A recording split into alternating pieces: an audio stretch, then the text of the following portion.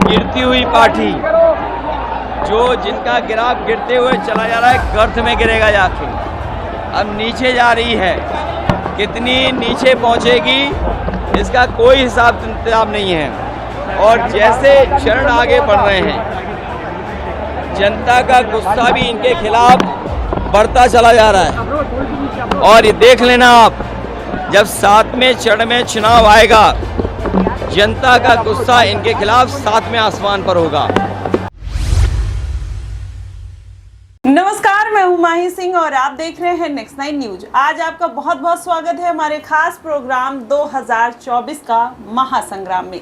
आज बात करने वाले हैं मायावती और आजाद और आकाश आनंद की। जिस तरीके से ये पूरा त्रिकोणीय मुकाबला इस बार के लोकसभा चुनाव में देखने को मिला है, कहीं ना कहीं एक होड़ सी मची है कि मायावती का उत्तराधिकारी कौन बनेगा। आकाश आनंद को कहीं ना कहीं मायावती ने साइडलाइन कर दिया। अब ऐसे में अटकलें लगाई जा रही हैं कि चंद्रशेखर आजाद अगले उत्तराधिकारी हो सकते हैं। ये केवल अटकलें हैं, इस तरीके की खबरें कहीं ना कहीं सोशल मीडिया पर वायरल हो रही हैं। आज इन्हीं बातों पर चर्चा करेंगे कि क्या वाकई में ऐसे कुछ समीकरण बनते हुए दिखाई दे रहे हैं या नहीं। हमारे साथ सिराज मौजूद हैं, इनसे जानते हैं कि क्या वाकई में जब से आकाश आनंद को मायावती ने साइडलाइन किया है, तो क्या आजाद अब मायावती की तरफ रुख कर सकते हैं? जी देखिए, जिस तरीके से उत्तराधिकारी के पद से आकाश आनंद को मायावती ने हटाया, उसके बाद से तमाम सवाल उठ रहे थे कि आखिर लोकसभा चुनाव के बीच मायावती ने इतना बड़ा कदम क्यों उठाया। इसके कई फैक्टर और जो पहलू हैं वो नजर आते हैं। पहले फैक्टर यही है कि जिस तरीके से आकाश आनंद लगातार योगी सरकार के खिलाफ हमलावर हो रहे थे, भारतीय जनता पार्टी की सरकार को आतंकवादियों की सरकार बोल रहे थे और तमाम तरह की जो बातें हैं तालिबानियों से तुलना करना, ये एक बड़ा कारण था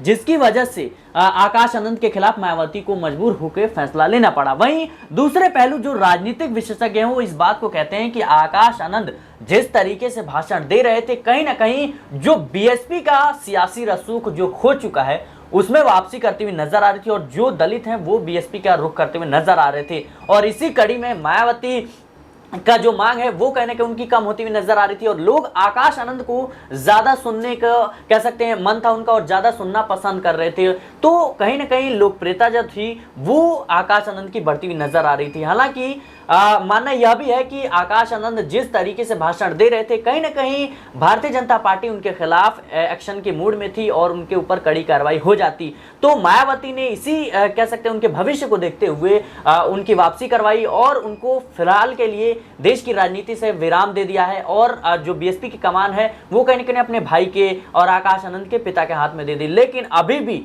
बीएसपी के लिए एक बड़ी चुनौती यही है कि उत्तराधिकारी कौन होगा। तो मुझे लगता है चंद्रशेखर आजाद के लिए जिस तरीके से अभी जो खबरें आ रही हैं, इस पे कोई भी कह सकते हैं चांसेस नहीं है, क्योंकि चंद्रशेखर आजाद का एक अपना पार्टी है और कहीं ना कहीं आजाद समाज पार्टी और जिस तरीके से वो उत्तर भारत में अपनी पार्टी का विस्तार कर रहे हैं और जो कह सकते हैं लोकसभा चुनाव में जो फैसले ले रहे हैं, ये कहीं ना कहीं अपने आप में कई सवाल खड़े करता है। दूसरी तरफ देखें तो लगातार जो आकाश आनंद थे वो कहीं ना कहीं चंद्रशेखर आजाद के खिलाफ बयानबाजी करते हुए नजर आ रहे थे और यहां तक उन्होंने बात कही थी कि अपने दम पर उन्होंने आज तक पंचायत चुनाव भी नहीं जीता। यानी कि चंद्रशेखर आजाद के खिलाफ जो है आकाश आनंद बोलते हुए नजर आ रहे थे और आकाश आनंद इस बात को बखूबी समझते हैं कि आने वाले भविष्य में एक देखिए कि बीएसपी जो पार्टी है वो दलितों की पार्टी है और निश्चित तौर पर दलितों की राजनीति करती है। वहीं आजाद समाज पार्टी भी दलितों की राजनीति करते हैं। ऐसे में आकाश आनंद इस बात को बखूबी समझते थे कि भविष्य में कहीं ना कहीं बीएसपी का मुकाबला सीधे तौर पर चंद्रशेखर आजाद की पार्टी आजाद समाज पार्टी से होगा, क्योंकि दोनों की रणनीति और सोच है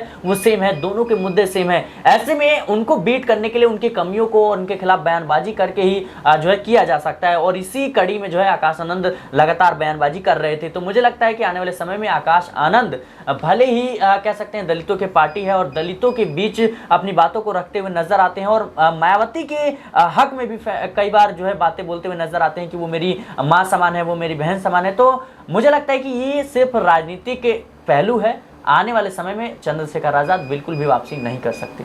लेकिन सिराज, जैसा आपने बताया कि दोनों के जो राजनीतिक करने का तरीका है, दलितों का वर्ग कहीं ना कहीं साधते हुए नजर आते हैं और मायावती भी दलितों की नेता रही और चंद्रशेखर आजाद भी, दोनों एक ही रास्ते पर है, तो अलग अलग लड़ाई क्यों लड़ रहे हैं? ऐसे अगर वो साथ आते हैं तो कहीं ना कहीं उनकी पार्टी के लिए भी बेहतर होगा। जैसे चंद्रशेखर आजाद को आपने देखा कि किस तरीके से नगीना सीट के लिए उनको स्ट्रगल करना पड़ा। पहले वो अखिलेश यादव के साथ थे, अखिलेश यादव ने अपना प्रत्याशी उतार दिया मनोज कुमार को, फिर इनको अब अकेले निर्दलीय चुनाव लड़ना पड़ा। अगर वो मायावती के साथ आ जाते हैं तो उनकी पार्टी को भी एक बेस मिल जाएगा और मायावती की भी पार्टी को कहीं ना कहीं जो गिरती और जिस तरीके से मायावती निष्क्रिय रही है राजनीति में, वो उभर कर फिर से उठ सकती हैं। जी देखिए, एक कह सकते हैं राजनीतिक फैसला है और निश्चित तौर पर हर कोई चाहता है कि मेरी पार्टी जो है वो देश में विस्तार करे और मेरी पार्टी का नाम हो और हम जो सियासी रसूख है उसको बनाने में कामयाब रहे। आप देखिए कि बीएसपी पार्टी पुरानी पार्टी है और निश्चित तौर पर मायावती कई बार जो है उत्तर प्रदेश के मुख्यमंत्री भी रह चुके हैं और उनका काफी अच्छा खासा प्रभाव है। वहीं चंद्रशेखर आजाद की बात करें तो उनके पास जो है ज्यादा अनुभव नहीं है और कह सकते हैं कि आने वाले समय में उनको और ज्यादा विस्तार करने की जरूरत है। राजनीति एक जो सोच है उसको कहीं ना कहीं समझने की जरूरत है, जो राजनीतिक रणनीति है उसको समझने की जरूरत है। यही वो वजह है कि चंद्रशेखर आजाद आखिर क्यों बीएसपी से गठबंधन करेंगे। वो कहीं ना कहीं अपने जो कह सकते हैं पहलू है उस पर कह सकते हैं काम करेंगे और आने वाले समय में अपनी पार्टी का विस्तार करेंगे और अपनी पार्टी का एक कह सकते हैं जमावड़ा बनाते हुए नजर आएंगे। जी बिल्कुल। इसमें लेकिन अभी आप जिस तरीके से ये पूरा सियासी समीकरण बन रहा है, लोकसभा के 4 चरण के मतदान हो गए, इसमें अब मायावती ने दिल्ली की तरफ एंट्री कर ली है, तो आपको क्या लगता है कि अगर दिल्ली के हिसाब से देखा जाए तो वहां पर मायावती क्या कुछ समीकरण बिगाड़ सकती हैं या बना सकती है? क्योंकि आप वहां पर देखेंगे दिल्ली में 20 से 22% जो है वो मुस्लिम और दलित वोटर्स हैं। तो अगर मायावती उस सीट पर उतर जाती, भले वो वहां पर सीटों पर जीत हासिल ना कर पाए, लेकिन आपको क्या लगता है कि वो भाजपा को नुकसान पहुंचाते हुए नजर आएंगी या अरविंद केजरीवाल को फायदा पहुंचा सकती हैं? जी देखिए, ये कहीं ना कहीं दिल्ली में त्रिकोणीय मुकाबला जरूर हुआ है, लेकिन जिस तरीके से आपने जिक्र किया कि कह सकते हैं कि 20 से 22% जो दलित है और मुस्लिम है, तो मुझे लगता है कि इस बार का जो मुकाबला है कह सकते हैं 2019 के मुकाबले से बिल्कुल अलग है। निश्चित तौर पर इस बार सीधे मुकाबला जो है इंडिया और एनडीए गठबंधन के बीच है। तो मुझे लगता है कि जनता जो है वो खुद अब मायावती के फेवर में जो है नहीं है, क्योंकि जिस तरीके से सियासी समीकरण को अगर समझे तो जनता अगर वोट देगी मायावती को तो निश्चित तौर पर मायावती क्या देश के प्रधानमंत्री बन जाएगी, या बीएसपी पार्टी जो है देश के सभी सीटों पर तो चुनाव लड़ नहीं रही है।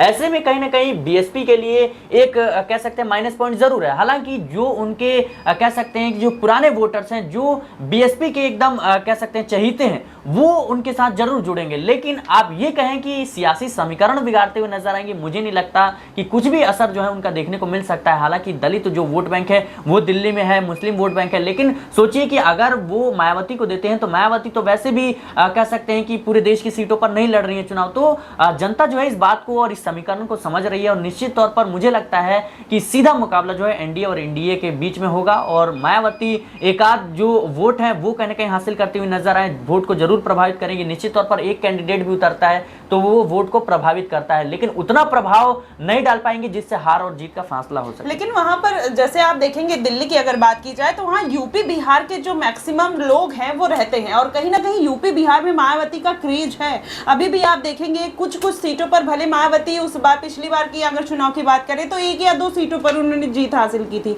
लेकिन वहीं 2019 में वो अखिलेश यादव के साथ उन्होंने 10 सीटों पर जीत हासिल की थी। तो ऐसे में ये भी देखा जा सकता है कि जिस तरीके से वो एक्टिव है, लगातार रैलियां कर रही है, अलग स्टेट बनाने की बात कह रही है, अगर बाबरी मस्जिद बनी तो उनके साथ खड़ी हो पाएंगे। तो ऐसे में कहीं ना कहीं जाहिर तौर पर मुसलमानों और दलितों का एक झुकाव उनकी तरफ फिर से बढ़ता हुआ दिखाई दे रहा है। जी देखिए, ये कहीं ना कहीं बीएसपी का जो फैसला है ये लोकसभा चुनाव को देखते हुए नहीं लिया गया है, क्योंकि मायावती बखूबी समझती हैं कि लोकसभा चुनाव एक ऐसा मौका होता है जब कह सकते हैं कि ज्यादा चर्चाएं होती हैं और ज्यादा हर दल और हर पार्टी की जो बातें हैं वो सुनी जाती है। तो निश्चित तौर पर विधानसभा चुनाव की ये तैयारी है और जो बीएसपी पार्टी है वो अपना विस्तार, जो खोई हुई सियासी रसूख है उसको पाना चाहती है और इसी कड़ी में मायावती ने आप देखिए कि किस तरीके से 100 से ज्यादा सीटों पर अपने प्रत्याशी उतार दिए हैं, लेकिन उसमें से आधे से ज्यादा जो है मुस्लिम प्रत्याशी, करीब 46 जो है मुस्लिम प्रत्याशी हैं। ऐसे में मुझे लगता है कि मायावती बखूबी समझती हैं कि जब वो मुख्यमंत्री बनी थी तो मुस्लिम जो वोटर्स थे और दलित वोटर्स थे उन्होंने जमकर उनको वोट दिया था और इसी कड़ी में अब फिर से लग चुकी है मायावती और जो मुस्लिम वोटर्स वोटर्स हैं, जो खोए हुए जो वोटर्स हैं बीएसपी के, उसको पाने की जद्दोजहद में मायावती ने ये फैसला लिया है और कहीं ना कहीं ये राजनीतिक फैसला है। जी बिल्कुल। अब ऐसे में यही देखना होगा कि क्या मायावती वाकई में इस बार के चुनाव में, जिस तरीके से अखिलेश यादव उनके ऊपर तंज कसते हुए नजर आते हैं, वो बोलते हैं कि मायावती इस बार के चुनाव में कुछ भी नहीं कर सकती और भाजपा की बी टीम के रूप में काम कर रही हैं, वही वो भारतीय जनता पार्टी के ऊपर निशाना साधते हैं। पहले आप ये वीडियो देखिए कि उन्होंने क्या कुछ कहा। गिरती हुई पार्टी, जो जिनका ग्राफ गिरते हुए चला जा रहा है, गर्त में गिरेगा जाके, अब नीचे जा रही है। कितनी नीचे पहुंचेगी इसका कोई हिसाब किताब नहीं है। और जैसे क्षण आगे बढ़ रहे हैं, जनता का गुस्सा भी इनके खिलाफ बढ़ता चला जा रहा है। और ये देख लेना आप, जब 7वें चरण में चुनाव आएगा, जनता का गुस्सा इनके खिलाफ 7वें आसमान पर होगा।